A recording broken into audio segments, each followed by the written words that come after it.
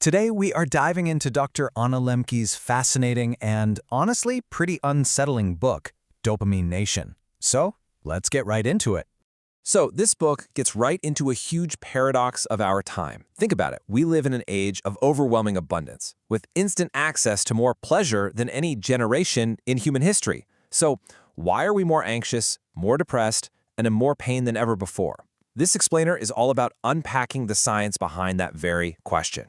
To really understand how we got here, we're going to start with a story from one of Dr. Lemke's patients. And look, it's a pretty shocking story, but trust me, it reveals something absolutely crucial about the world we're all living in right now. Imagine this. Her patient, a brilliant physicist named Jacob, tells her this.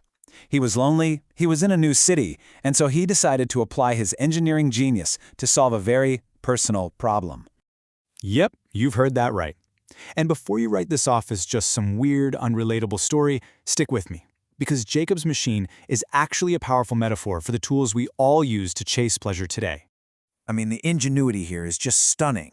He literally engineered a system to keep himself in a pre-orgasm state for hours. He used a record player for the motion, had different speeds for perfect control, and even used a cigarette to chemically keep himself right on that edge. His goal wasn't just pleasure, it was endless, perfectly engineered pleasure on demand. Okay, so Jacob's story might seem really out there, but the neuroscience behind what he was doing, that's inside all of us. To understand why, we've got to look at the science of what's called the pleasure-pain balance. The key player in all of this is dopamine. Now, a lot of people call it the pleasure molecule, but it's really more about motivation and craving. Think of it like a universal currency for your brain. The more dopamine something releases in your reward pathway, the more addictive it is. Simple as that. Now this is the really crucial part. Your brain processes pleasure and pain in the exact same place. It's like a seesaw or a balance. When you experience pleasure, the scale tips one way. But your brain's #1 job is to keep things level, to maintain equilibrium. So it immediately works to tip the scale back towards pain. That after effect, that dopamine deficit, that's the come down. That's the craving for just one more cookie, one more episode, one more scroll.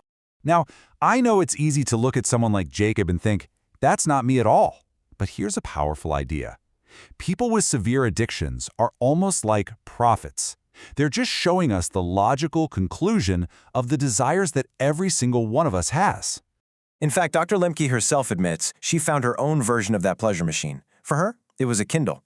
She started with Twilight, and before she knew it, she was chain-reading these super graphic romance novels till 2 in the morning, rushing through the story just to get that dopamine fix at the end. It just goes to show you, this isn't about addicts, this is about how all of our brains work. So, you might be asking, if this pleasure-pain balance is just how we're wired, why is it such a huge problem right now? Well, the issue isn't our brains, it's our environment. We are basically swimming in a world of overwhelming abundance. We have more access to more varied, more potent, and more novel high dopamine hits than at any other time in history. Food, news, shopping, gaming, social media, it's this endless buffet. And it's all designed to keep that pleasure-pain balance constantly tipping, day in and day out. Dr. Lemke has this incredible and kind of scary analogy for this.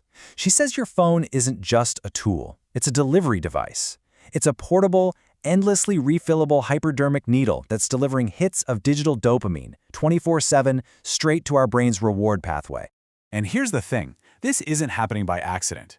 We live in an economy that's been called limbic capitalism.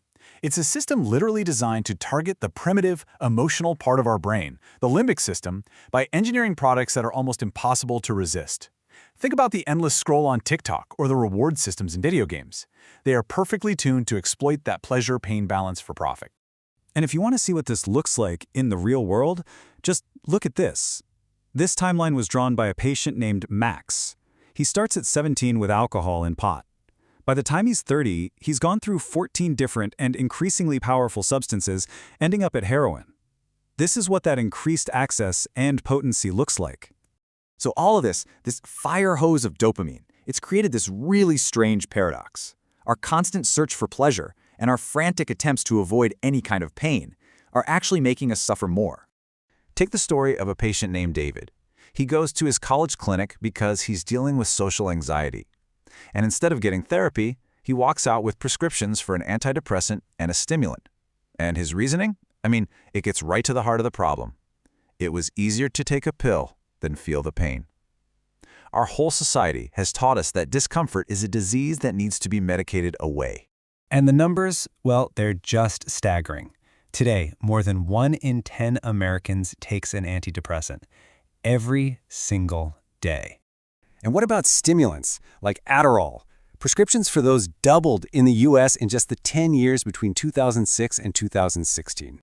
So here's the big takeaway from all this. By trying to protect ourselves from every negative feeling, from boredom to sadness to anxiety, we've actually stopped our brains from learning how to cope. We become less resilient, and because of that, more fragile and more anxious. The escape from pain has become its own kind of prison. Which brings us to this haunting, final question at the heart of the book. In our endless search for pleasure, with our phones in our hands and a world of dopamine right at our fingertips, are we, as Dr. Lemke asks, titillating ourselves to death? It's a question we really all need to start asking ourselves.